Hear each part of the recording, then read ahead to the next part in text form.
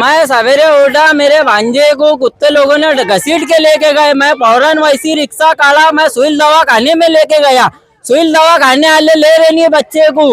आए बच्चे वो बोल रहे कि कोई बड़े को लाओ। बड़े कहाँ से मैं ढूंढूंगा इतने अर्जेंट में। आए वहाँ पे वो थोड़ा बहुत ट्रीटमेंट कर दिए और बोले तुमको धुलिया जाना है। अब धुलिया, अब गरीब इंसान अनपढ़ लोग का धुलिया कैसे लेके जाएंगे और कैसे क्या करेगा एक इंसान। वो बोले तुम धुलिया लेके जाओ। मैं फिर प्राइवेट गाड़ी कराए, हमको प्राइवेट गाड़ी में लेके गया। बच्चों की डेथ हो गई। वहाँ पे एम्बुलेंस नहीं है ना।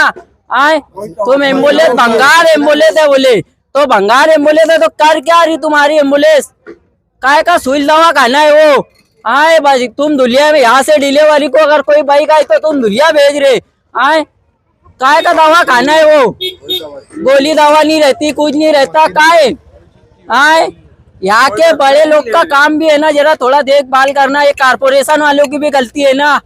आए मशीन नहीं है, कुछ नहीं है। सुबह से बैठे हैं बच्चे सब छोड़ छाड़ के सारा काम धंधा कमिश्नर साहब के आश्रय में, लेकिन वो कोई आ नहीं रहा है यहाँ पे, है ना।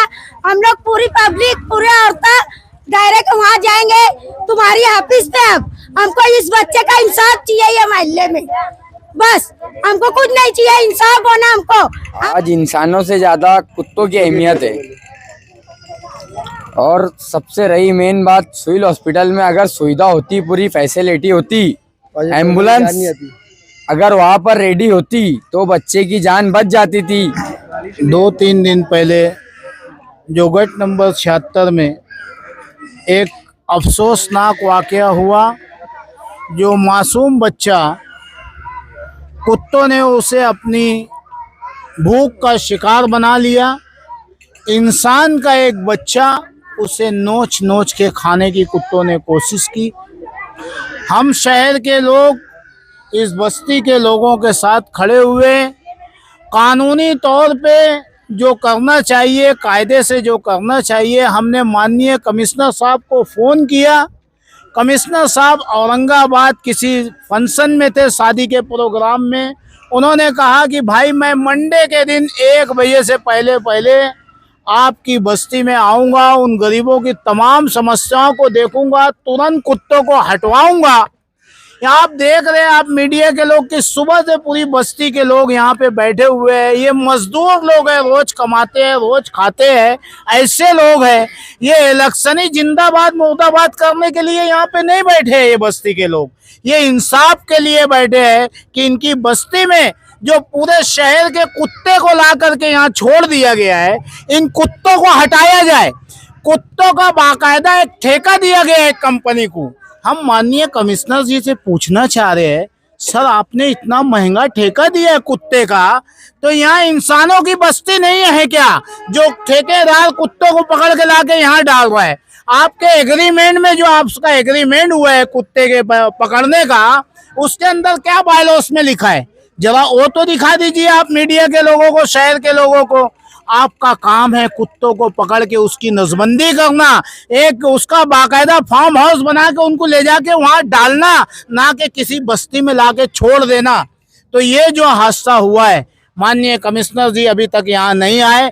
हमने कई दफा उन्हें फोन किया। अब उन्हें कोई बहका रहा है, समझा रहा है, वो शहर के जिम्मेदार है, अव्वल नागरिक है। अगर जो यहाँ नहीं आ रहे हैं तो हम अब इन बस्ती के कुछ जिम्मेदारों को लेकर के हम वहाँ पहुँचना चाह रहे हैं। और अगर जो इनका मसला हल नहीं हुआ तो बेमुद्दत कमिश्नर के बंगले से लेके कमिश्नर की ऑफिस तक हम धरना देंगे। भाई धरना देंगे, धरना देंगे, हम धरना देंगे। और कमिश्नर के घर से भी नहीं निकलने देंगे और उन्हें उनकी ऑफिस से भी नहीं निकलने देंगे जब तक इस बच्चे को तत्काल आपातकालीन के जरिए जो फंड महानगर पालिका के लग होता है। हम भीख नहीं मांग रहे, तुमसे भीख नहीं मांगी जा रही है।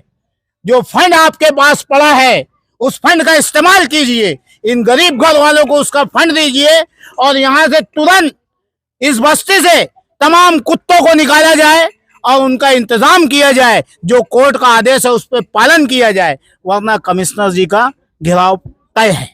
धरना कब दिया जाए? अभी से हम स्टार्ट है। हमने पुलिस को भी इत्तला की है, हमने पुलिस को भी इत्तला की है। हमने महानगर पालिका के तमाम जिम्मेदारों को भी इत्तला की है। ये क्या है? मजाक है क्या? मजाक किया जा रहा है। हमारी डोंगराले की एक मासूम बच्ची के साथ बलात्कार, बेरहमी से उसका कत्ल। हमने कोई जातवाद नहीं देखी। हमारी बच्ची है, हम सब की बच्ची है, इस देश की बच्ची है। पूरा देश हिंदू मुस्लिम, पूरा महाराष्ट्र मालेगांव उठ के खड़ा हुआ उस बच्ची के लिए। तो मैं पूछ रहा हूं माननीय देवेंद्र फडणवीस जी से, सर ये बच्चा जो मरा, ये आपका बच्चा नहीं है क्या? ये देश का बच्चा नहीं है क्या? ये हमारा बच्चा नहीं है क्या? तो इसमें जो गुनहगार है उसे सजा मिलनी चाहिए। फौरी तौर पे ठेकेदार के ऊपर गुना दाखिल होना चाहिए। प्रभाग 4 के अधिकारियों को सस्पेंड करना चाहिए और इस बच्चे के घर वालों को उनका कम से कम 1 करोड़ रुपया मुआवजा मिलना चाहिए। ऐसा हम डिमांड करते हैं। वरना रिजवान बैटरी वाले के साथ पूरी बस्ती के लोग जेल जाने के लिए तैयार है। हमको आप अपना मेहमान बना के रखिए।